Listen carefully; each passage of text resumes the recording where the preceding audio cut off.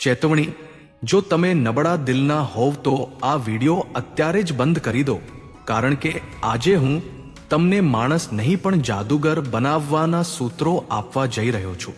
શું તમે ક્યારે વિચાર્યું છે કે કેમ કેટલાક લોકો રૂમમાં આવતાની સાથે જ બધાનું ધ્યાન ખેંચી લે છે? કેમ કેટલાક લોકોના એક ઈશારા પર દુનિયા મારવા તૈયાર થઈ જાય છે? જ્યારે તમે ચીસો પાડતા રહી જાઓ છો અને કોઈ તમારો અવાજ પણ નથી સાંભળતું. ફરક કિસ્મતનો નથી, ફરક કલાનો છે, લોકોને કંટ્રોલ કરવાની કલા. આચાર્ય ચાણક્યે ચંદ્રગુપ્તને ધૂળમાંથી ઉઠાવીને સમ્રાટ બનાવી દીધા હતા, માત્ર તલવારના જોરે નહીં પણ મગજના જોરે. આજે હું તે જ ચાણક્ય નીતિના 8 સૌથી ખતરનાક મનોવૈજ્ઞાનિક હથિયારો તમારા હાથમાં સોંપવા જઈ રહ્યો છું. અને સાંભળી લો, પોઈન્ટ નંબર 3 સુધી તમારી ખુરશીની પેટી બાંધી લેજો, કારણ કે ત્રીજો નિયમ એટલો પાવરફુલ અને અનૈતિક છે કે જો તમે તેને શીખી લીધો તો તમે તમારા દુશ્મન પાસે પણ તમારું કામ કરાવી લેશો અને તેને ખબર પણ નહીં પડે કે તેનો ઉપયોગ થઈ રહ્યો છે. તો સવાલ એ છે કે શું તમે ખેલાડી બનવા તૈયાર છો કે આખી જિંદગી રમકડું બનીને રહેવા માંગો છો? નિર્ણય તમારો છે. તો મિત્રો, ચાલો શરૂઆત કરીએ સૌથી પહેલી ચાલથી. ચાલ નંબર 1: અદૃશ્ય થવાની શક્તિ અથવા નજીક ન હોવું. સૌથી પહેલી ચાલ, આને ધ્યાનથી તમારા મગજમાં છાપી લો. જો તમે તમારી ઇજ્જત વધારવા માંગો છો તો તમારી હાજરી ઓછી કરી દો.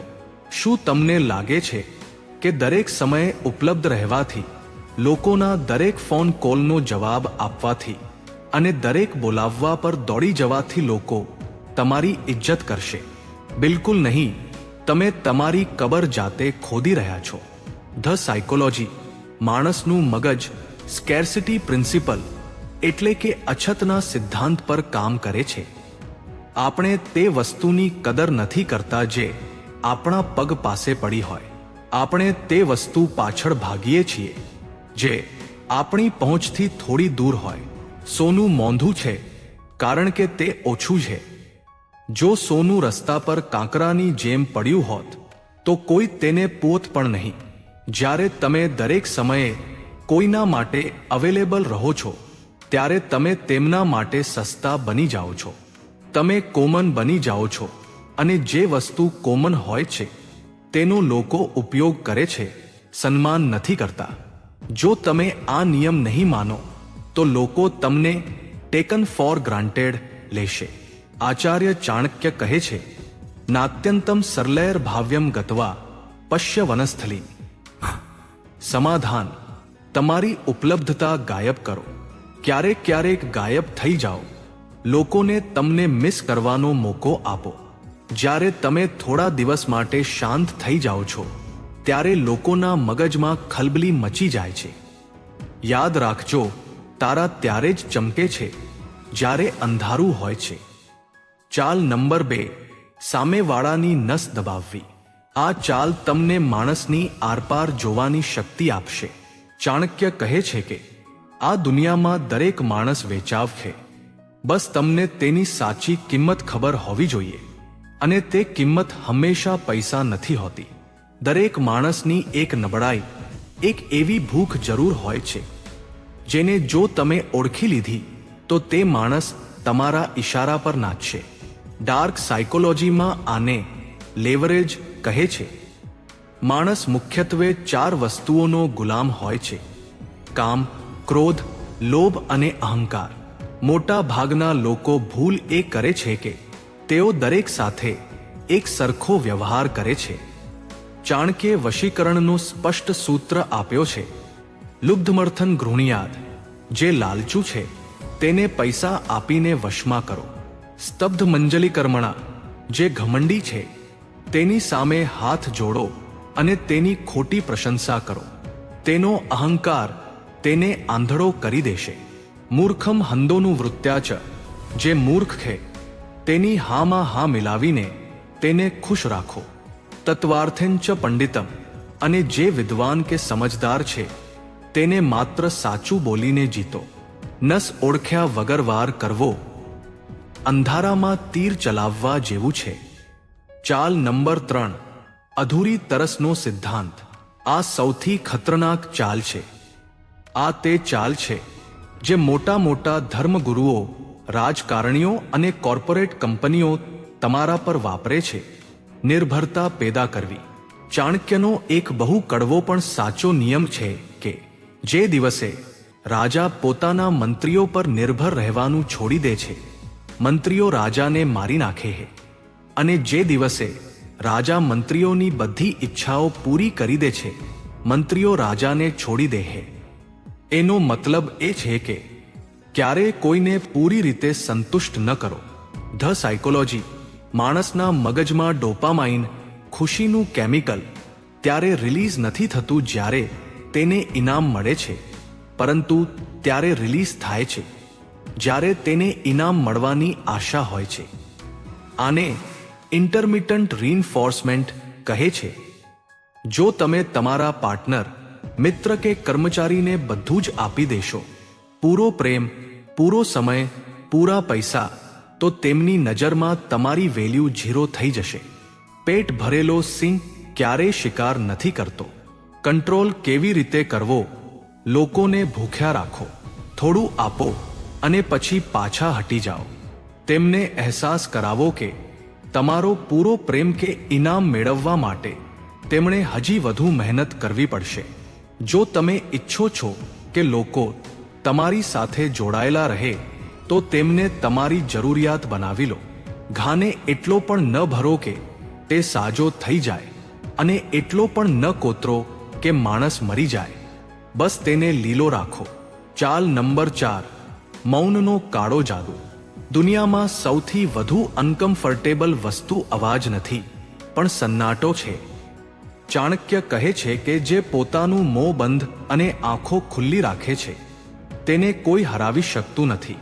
મોટા ભાગના લોકો ભૂલ એ કરે છે કે જ્યારે તેઓ ગભરાય છે અથવા બહેસ કરે છે, ત્યારે તેઓ વધુ બોલવા લાગે છે, સફાઈ આપવા લાગે છે. The awkward silence.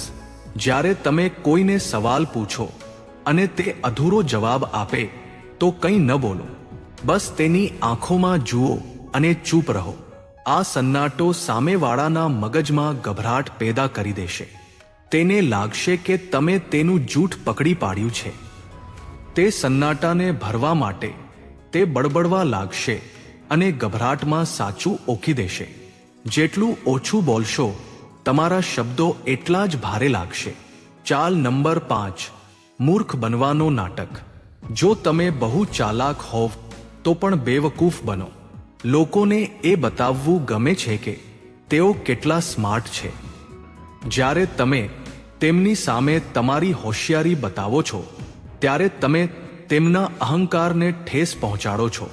ડાર્ક સાયકોલોજીનો નિયમ. તમારા શિકારને એ અહેસાસ કરાવો કે તે તમારા કરતાં વધુ સ્માર્ટ છે. જ્યારે સામેવાળાને લાગે છે કે તમે ભોળા કે મૂર્ખ છો, ત્યારે તે પોતાનો ડિફેન્સ તોડી નાખે છે. તે તમારી સામે સાવધ રહેવાનું છોડી દે છે અને પોતાના પ્લાન્સ તમારી સામે ખોલી દે છે. અને બરાબર તે જ સમયે જ્યારે તે રિલેક્સ હોય, ત્યારે તમારે વાર કરવાનો છે.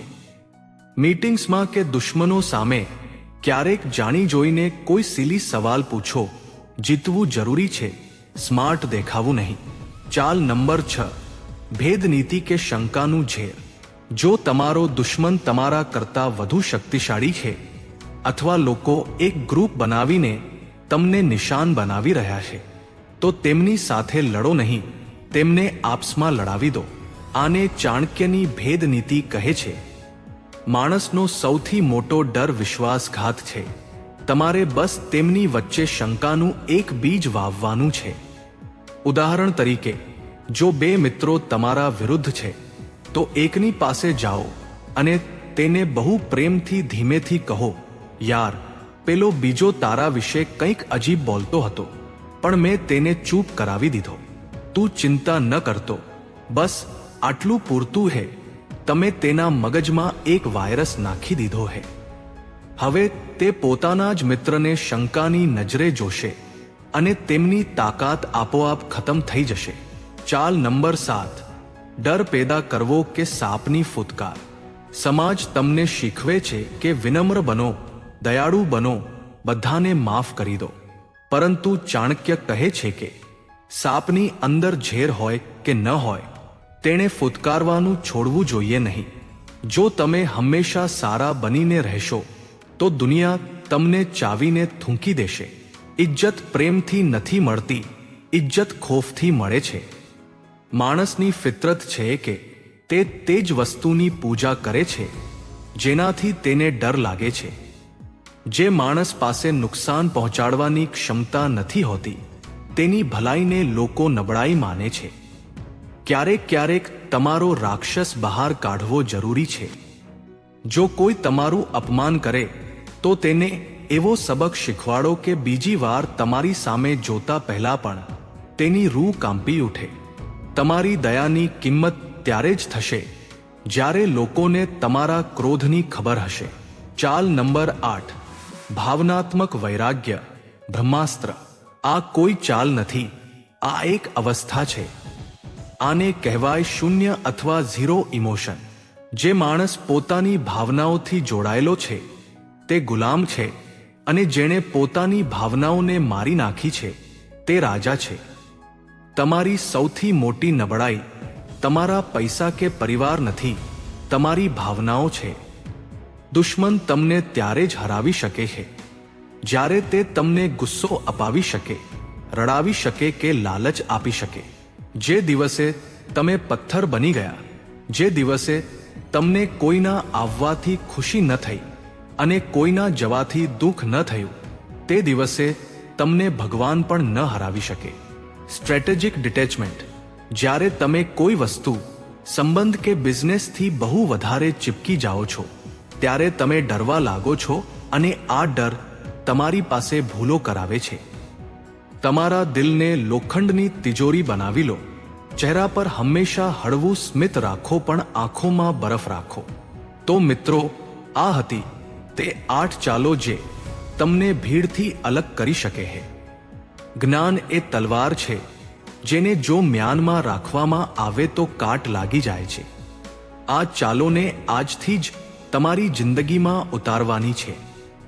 તો મિત્રો, અમારા દ્વારા આપવામાં આવેલી આ માહિતી તમને થોડી પણ પસંદ આવી હોય તો આ વિડીયોને એક લાઈક કરી આપણી ચાણક્ય ફોક્સ ચેનલને સબસ્ક્રાઇબ કરી બેલ આઇકોન પ્રેસ કરી દેજો, જેથી આવા જ વિડીયો સૌથી પહેલા તમને મળે.